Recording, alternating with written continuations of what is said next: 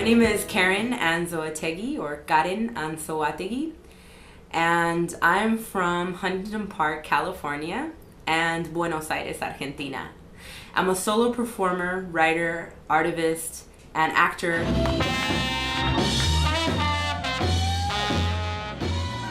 Mom, I'm queer! I know! And I'm an artist! I know! And I teach performance to continuation high school students. Performance based on gender representation. For a lot of these students, I was the only person that they've ever had in their life that looked this way and that identified the way I do. And so that alone, I had to build trust and openness to actually work with me. While I was teaching gender representation, a lot of stuff does come up, like, hey, does that mean if you're gay? Does that mean you're lesbian? It's like we could also differentiate between gender and sexuality. So that really blew their minds, and they couldn't really believe that there was a difference between gender and sexuality. A lot of the students were Christian, Black, and Latino, and one Latina. So we had 10 males and 1 female in the class. They were very violent, just how it is, how we express ourselves sometimes, and where we grow up.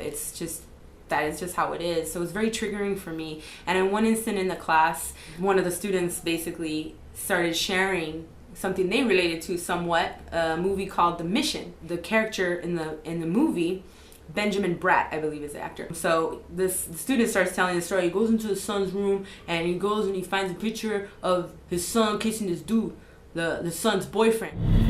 I want you out of my house now.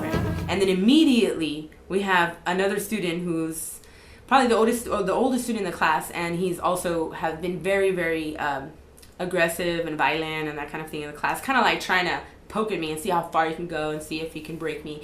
And in that moment, he just started to reenact and like actually simulate the violence that would happen. Something came over me, and because usually I basically would shut down. I would immediately cry. I would have to leave the room.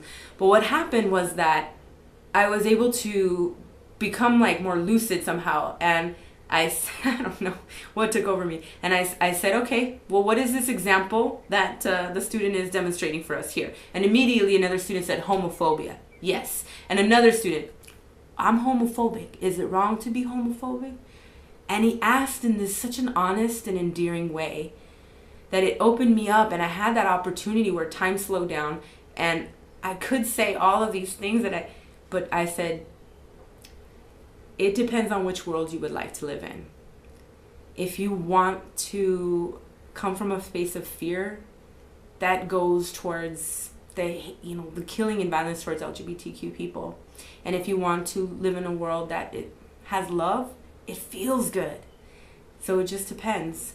And then the other student bringing up, well, in the Bible it says that gay people are wrong, and on about the Leviticus 20:13, and basically stating, where does it actually state in the Bible that you need to hate and destroy LGBTQ people?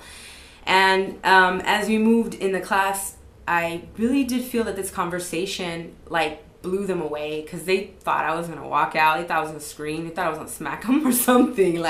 No.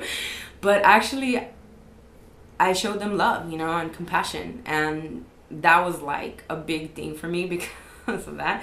And I feel like that after that, they were really more able to tell their own stories, to be able to write, act it out, some very triggering things in their lives that have traumatized them. And by being able to have this ability, this channel through performance to really perform your own stories, is actually starting a healing process, and also for the audience. And I think that's really what started to happen for them. I'm glad that I'm able to help them find their voices, because that's what really changes themselves and the world around them.